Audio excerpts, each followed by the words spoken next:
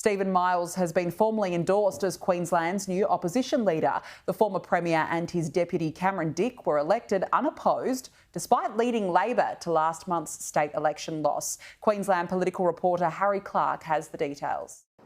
Labor lost 17 seats last month in the Queensland election and there was a 7% swing away from the party statewide. But Stephen Miles is credited with limiting the damage. Polls had consistently predicted an LNP whitewash, but Labor closed the gap significantly during the final stages of the campaign. Stephen Miles even overtook now Premier David Crisafulli as Queensland's preferred leader several days before the poll. Now, Mr Miles has been elected unopposed as the state's opposition leader.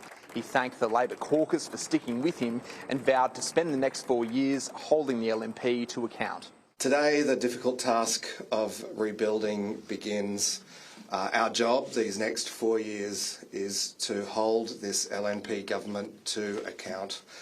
In less than a week, they've already broken 5 promises, and we know there will be many more over the next 4 years because we know that they said what they thought they needed to say to get through the election, but they were not honest with Queenslanders about their plans. Former State Treasurer Cameron Dick will continue as Labor's second in charge after he was elected unopposed. He and Stephen Miles will travel to Townsville tomorrow to begin a, quote, listening tour in regional Queensland in the hope of regaining trust in areas where Labor suffered most.